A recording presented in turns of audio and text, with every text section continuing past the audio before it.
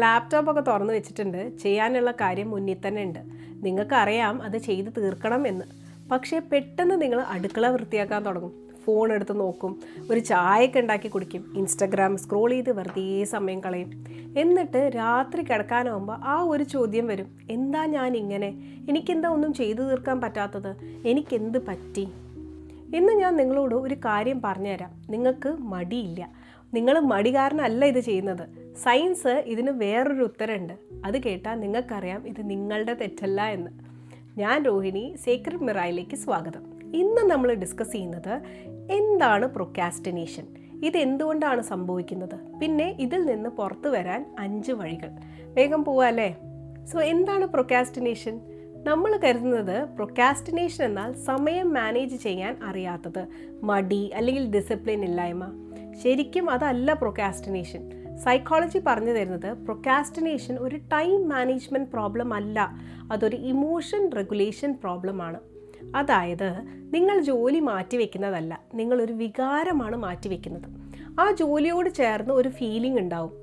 അത് ചിലപ്പോൾ പേടിയാവാം, ഇത് നന്നായി ചെയ്തില്ലെങ്കിലോ, അല്ലെങ്കിൽ ബോർഡം ആവാം, അല്ലെങ്കിൽ ആരെങ്കിലും എൻ്റെ ജോലി കണ്ട് ചിരിക്കുമോ എന്നുള്ളൊരു ഭയമാകാം. നിങ്ങൾ ജോലിയല്ല ഒഴിവാക്കുന്നത്, ആ ഫീലിങ്ങിനെയാണ്. ഇത് എന്തുകൊണ്ടാണ് സംഭവിക്കുന്നത്? നിങ്ങളുടെ ബ്രെയിനിൽ അമിഗ്ഡല എന്നൊരു ഭാഗമുണ്ട്, അപകടം കണ്ടുപിടിക്കുന്ന ആ ഭാഗം. പുലി വരുമ്പോൾ ഓടിക്കോ എന്ന് പറഞ്ഞു തരുന്ന ആ ഭാഗമല്ലേ, അത് തന്നെ. ഒരു ജോലി നിങ്ങൾക്ക് സ്ട്രെസ് ഉണ്ടാകുമ്പോൾ അമിഗ്ഡല അതിനെ ഒരു ത്രെറ്റായി കാണുന്നു. എന്നിട്ട് ശരീരത്തിനോട് പറയുന്നു, ഇതിൽ നിന്ന് മാറി നിൽക്കൂ. അതുകൊണ്ടാണ് ലാപ്ടോപ്പ് തുറന്നു വെച്ചിട്ടും പെട്ടെന്ന് അടുക്കളയ്ക്ക് നിങ്ങൾ ഓടുന്നത്. അത് മടിയല്ല, അത് നിങ്ങളുടെ ബ്രെയിൻ നിങ്ങളെ പ്രൊട്ടക്റ്റ് ചെയ്യുന്നതാണ്. പിന്നെ ഒരു ലൂപ്പ് ഇങ്ങനെ റിപ്പീറ്റ് ആവുകയാണ് ചെയ്യുന്നത്. നിങ്ങൾ ജോലി മാറ്റി വയ്ക്കുന്നു, ഉടനെ ഒരു ആശ്വാസം കിട്ടുന്നു, ബ്രെയിൻ പഠിക്കുന്നു, ഒഴിവാക്കൽ വളരെ സുഖമുള്ള കാര്യമാണ്.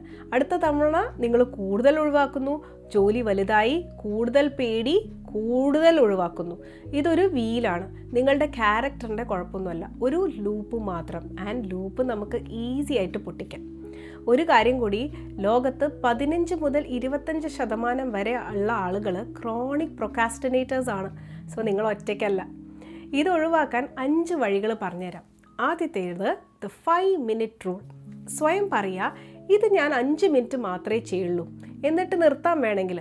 ബ്രെയിന് 5 മിനിറ്റ് ഒരു ത്രെറ്റല്ല, അതുകൊണ്ട് അമിഗ്ഡല വളരെ പീസ്ഫുൾ ആയിരിക്കും. പക്ഷേ തുടങ്ങിക്കഴിഞ്ഞാൽ നിങ്ങൾ മിക്കവാറും അത് കംപ്ലീറ്റ് ചെയ്യാനാണ് സാധ്യത. യുദ്ധം മുഴുവൻ തുടക്കത്തിലാണല്ലോ. സെക്കൻഡ്, ആദ്യത്തെ സ്റ്റെപ്പ് വളരെ ചെറിയ, ടേക്ക് സ്മോൾ സ്റ്റെപ്സ്. റിപ്പോർട്ട് എഴുതണം എന്ന് പറഞ്ഞ് ബ്രെയിനിനെ പേടിപ്പിക്കണ്ട, പകരം ഫയൽ ഒന്ന് തുറക്കണം, അത്ര മാത്രം. വലിയ ജോലിയാണ് ബ്രെയിനിന് ഒരു മല പോലെ തോന്നുന്നത്, ചെറിയ സ്റ്റെപ്പ് ഒരു വാതിൽ പോലെയും. തേർഡ്, ഫീലിങ്ങിന് നമുക്കൊരു പേരിട്ട് കൊടുക്കാം. ഇരിക്കുന്നതിന് മുമ്പ് സ്വയം ചോദിക്കുക, എനിക്കിപ്പോൾ എന്താണ് തോന്നുന്നത്? പേടിയാണോ അതോ മടിയാണോ? എന്നിട്ട് ഉറക്കെ പറയുക, എനിക്കിത് ചെയ്യാൻ പേടിയുണ്ട്. ഫീലിങ്ങിന് ഒരു പേരിടുമ്പോൾ അതിൻ്റെ ശക്തി അങ്ങോട്ട് കുറയും. അറിയാതെ ഇരിക്കുന്ന വികാരങ്ങളാണ് നമ്മളെ ഒരുപാട് കൺട്രോൾ ചെയ്യുന്നത്. ഫോർത്ത് വൺ, എസ്കേപ്പ് റൂട്ട് അങ്ങോട്ട് അടയ്ക്കുക. ഫോൺ മാറ്റി വയ്ക്കുക, നോട്ടിഫിക്കേഷൻ ഓഫ് ചെയ്യുക. വിൽ പവർ കൊണ്ട് ജയിക്കാൻ നോക്കരുത്, വിൽ പവർ തീരും. പകരം പ്രലോഭനം തന്നെ അങ്ങോട്ട് നീക്കം ചെയ്യാം. ഇത് ഡിസിപ്ലിൻ അല്ല, ഇതൊരു ഡിസൈനാണ്. ഫിഫ്ത്ത് വൺ ആണ് ഏറ്റവും ഇമ്പോർട്ടൻറ്റ്, ഫൊർഗിവ് യുവർ സെൽഫ്. ഇന്നലെ ചെയ്തതിന് നിങ്ങൾ നിങ്ങളെ തന്നെ കുറ്റപ്പെടുത്തുന്നുണ്ടെങ്കിൽ അത് ഇപ്പം തന്നെ അങ്ങോട്ട് നിർത്തുക. റിസർച്ച് പറഞ്ഞു തരുന്നത് പ്രൊക്രാസ്റ്റിനേറ്റ് ചെയ്യുന്ന ആളുകൾക്ക് സെൽഫ് ഫൊർഗിവ്നെസ് കുറവാണ് എന്നാണ്, സ്ട്രെസ്സ് കൂടുതലാണ്. കഴിഞ്ഞ തവണ മാറ്റി വെച്ചതിന് സ്വയം ക്ഷമിക്കുമ്പോൾ അടുത്ത തവണ പ്രൊക്രാസ്റ്റിനേഷൻ കുറയുന്നു. കുറ്റബോധം പ്രൊക്രാസ്റ്റിനേഷനെ കൂട്ടുകയാണ് ചെയ്യുന്നത്, കുറയ്ക്കല്ല.